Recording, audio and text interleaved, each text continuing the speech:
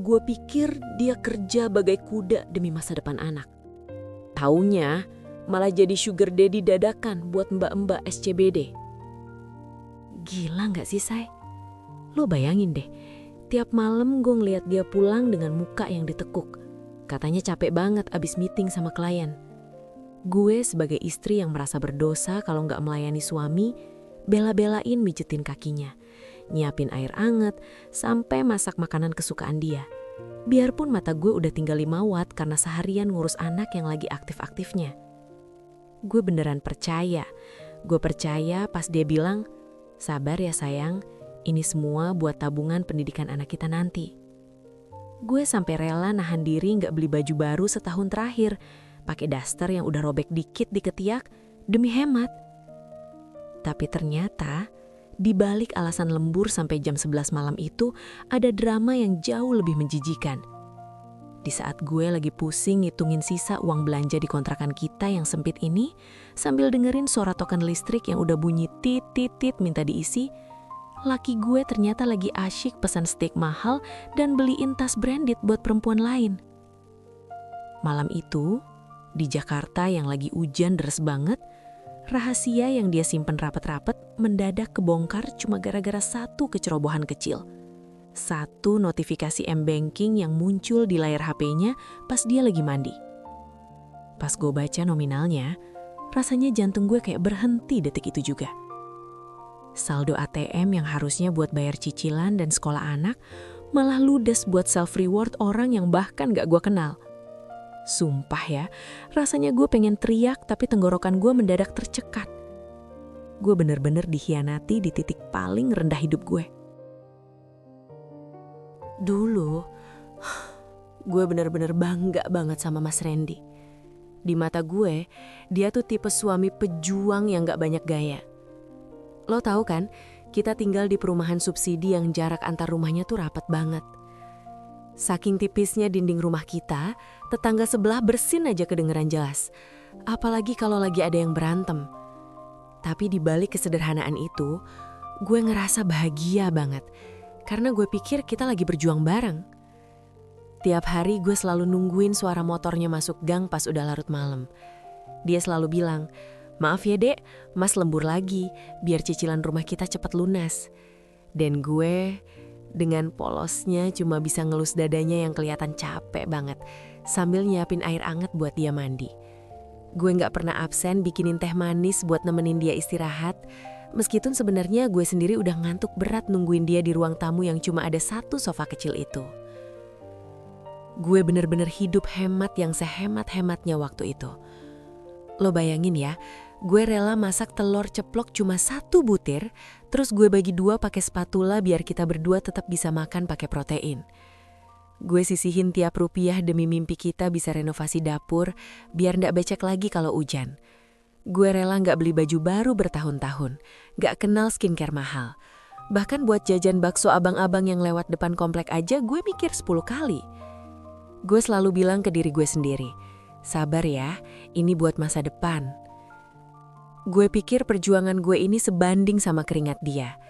Tiap kali suara token listrik bunyi tit-tit-tit di tengah malam, kita cuma bisa ketawa sambil pelukan.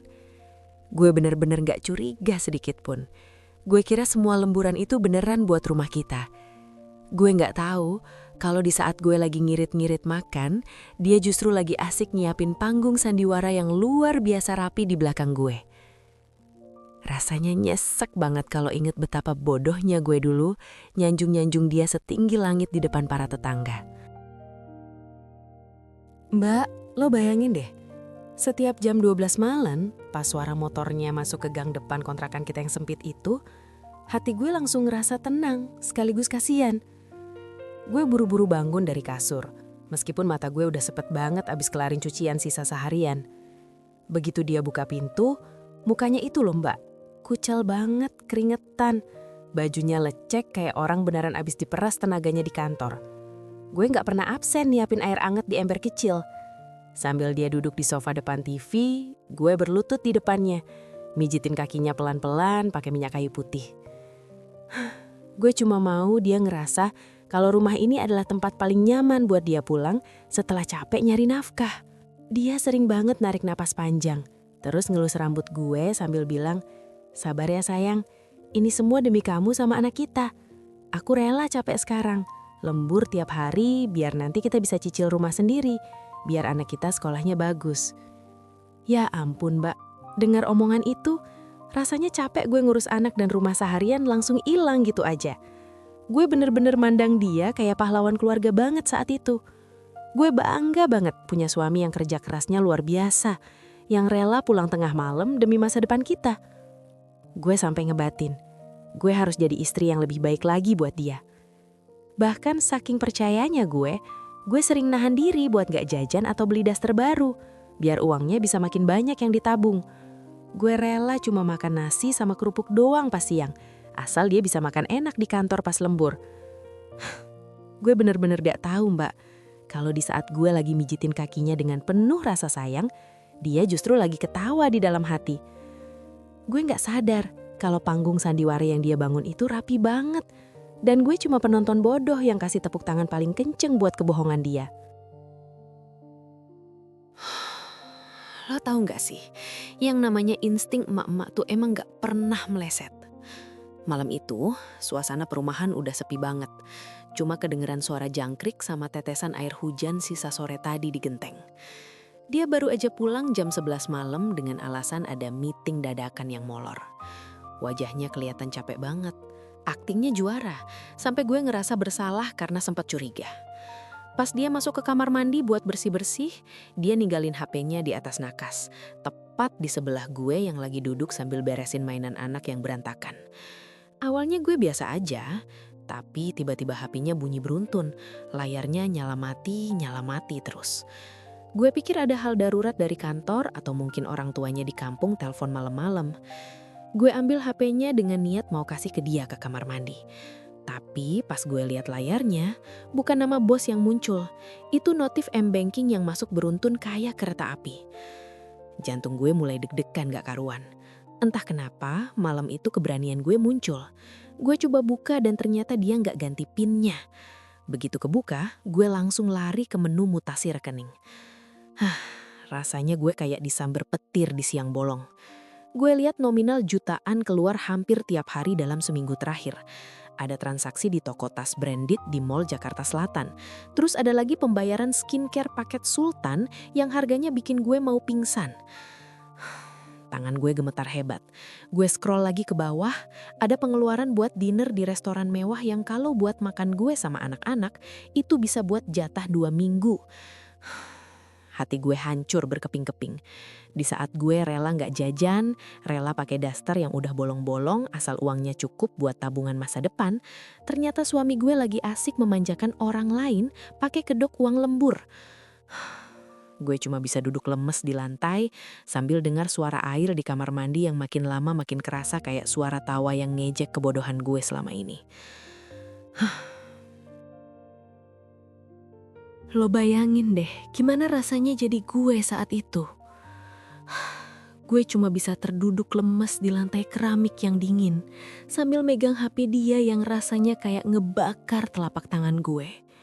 Suara air keran yang tadinya kedengeran biasa aja, tiba-tiba berubah jadi suara paling horor yang pernah gue dengar. Di layar itu, gue lihat foto-foto mereka lagi ketawa lebar, foto struk belanjaan barang branded, dan chat manja si cewek itu yang bilang, "Makasih ya sayang buat self reward hari ini, kamu emang paling ngerti." Nyeseknya sampai ke ubun-ubun sis. Gue langsung nunduk, ngelihat daster yang lagi gue pakai.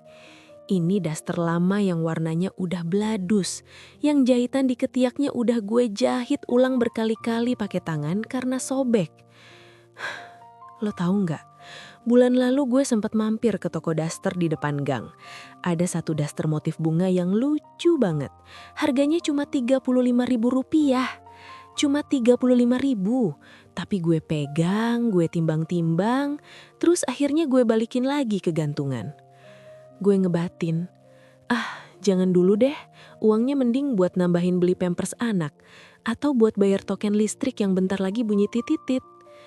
Gue rela irit, gue rela gak jajan kopi kekinian, Gue rela nahan lapar demi saldo ATM kita tetap aman buat masa depan anak. Tapi ternyata di saat gue mikir 1000 kali buat ngeluarin duit 35.000 buat diri gue sendiri, suami gue malah dengan ringannya gesek kartu buat manjain perempuan lain.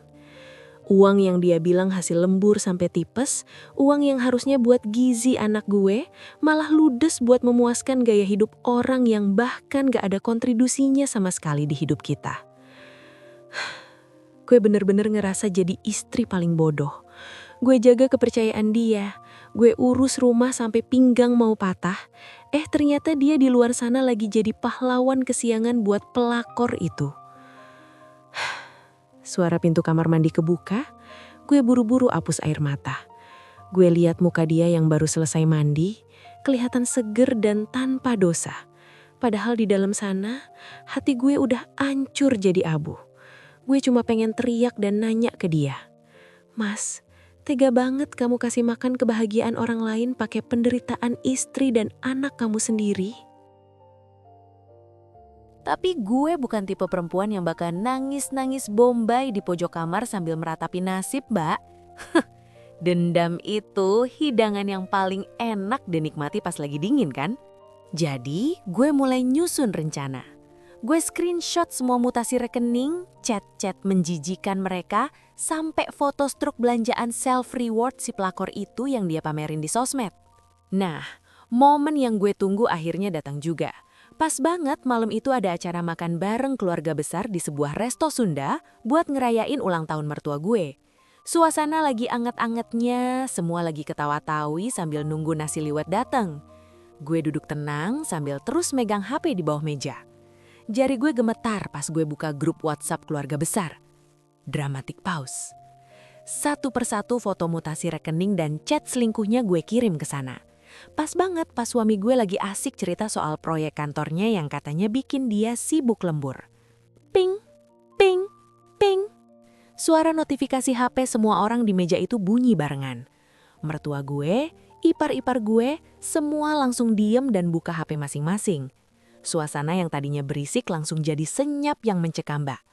Gue lihat muka suami gue yang tadinya sumringah mendadak pucet pasi, kayak orang ngeliat setan. Tangannya gemetar sampai sendok yang dia pegang jatuh ke lantai. Gue nggak nunggu dia buat ngejelasin. Gue cuma berdiri, senyum tipis ke arah mertua gue yang lagi syok, terus gue bilang, "Maaf ya Mah, Pah, sepertinya lemburannya Mas hari ini harus aku cek langsung ke lokasinya." Gue langsung cabut dari sana, ninggalin kekacauan yang udah gue buat. Gue langsung tancap gas ke sebuah mall di daerah Jakarta Selatan. Gue tahu dari histori ojek online-nya, dia sering banget pesen makan atau jemput cewek itu di sana pas jam dia izin lembur. Dan bener aja Mbak, di lobi mall yang lagi rame orang lewat, gue ngeliat dia. Maksud gue ngeliat sosok pahlawan kesiangan itu lagi berdiri ganteng sambil nenteng paperback barang branded, nungguin si cewek keluar dari salah satu store. Pas itu cewek nyamperin dia dan mereka mau jalan bareng sambil gandengan, gue langsung masuk ke tengah-tengah mereka. Serius. Gue nggak teriak, gue nggak jambak-jambakan kayak di sinetron. Gue cuma keluarin tumpukan print out mutasi rekening yang udah gue jilid rapi dari tas gue. Nih, gue lempar tepat di depan muka mereka berdua sampai kertasnya berantakan di lantai mall. Gue bilang dengan suara tenang tapi nusuk. Ini bukti pahlawan kesiangan yang ngasih makan kebahagiaan orang lain pakai penderitaan istri dan anak sendiri. Ambil itu kertasnya Mbak, lumayan buat bungkus rasa malu kalian berdua yang udah nggak punya harga diri. Orang-orang di mall mulai ngeliatin si cewek itu mukanya merah padam nutupin muka pakai paperbacknya. Suami gue cuma bisa matung gak berani natap mata gue sama sekali. Di situ gue ngerasa puas banget. Tapi di saat yang sama, gue tahu ini adalah akhir dari semuanya. Pas gue jalan keluar dari mall itu, rasanya beban di pundak gue luruh semua. Angin sore Jakarta yang biasanya kerasa panas, kali ini malah kerasa seger banget di kulit gue. Gue gak nangis lagi. Air mata gue udah habis di malam-malam saat gue nungguin dia pulang lembur yang ternyata palsu itu. Besoknya gue gak pakai lama. Gue langsung ke pengadilan agama buat urus semuanya. Gue gak butuh drama mediasi yang bertele-tele. Pas dia pulang ke rumah dan coba buat peluk gue sambil nangis-nangis bilang itu cuma hilaf, gue cuma nunjuk koper dia yang udah rapi di depan pintu. Gue bilang, "Mas, simpen air mata kamu buat bayar cicilan self-reward selingkuhan kamu itu. Aku udah gak butuh." Sekarang gue milih buat cerai dan fokus cari cuan sendiri. Gue balik lagi kerja kantoran di daerah SCBD, berangkat pagi pulang malam. Capek banget, lo tahu sendiri kan? Tapi jauh lebih mending gue capek kerja buat diri sendiri sama anak daripada gue capek hati cuma jadi sapi perahan suami yang pura-pura kerja keras padahal cuma buat manjain pelakor. Tiap kali gue lihat saldo di rekening gue nambah, gue senyum. Karena gue tahu uang itu bakal lari ke susu anak gue dan skincare gue, bukan ke kantong orang lain. Ingat ya buat lo semua di luar sana, jangan terlalu blind atau buta sama alasan lembur kalau faktanya saldo ATM malah makin lebur. Jangan mau dibohongin pakai kata-kata manis, padahal hak anak istri dipangkas habis. Serius, insting kita sebagai perempuan itu kuat banget. Kalau lo udah ngerasa ada yang gak beres, cek, telusuri, dan jangan takut buat ambil langkah tegas. Kita ini berharga. Jangan biarin diri kita layu cuma gara-gara laki-laki yang gak tahu cara bersyukur. Mending kita fokus bangun kerajaan kita sendiri, fokus bahagiain diri sendiri. Karena percaya deh, rejeki istri yang terzolimi itu bakal diganti berkali-kali lipat pas kita udah berani lepas dari orang yang toksik. Semangat ya, lo semua itu hebat, kita pasti bisa bangkit.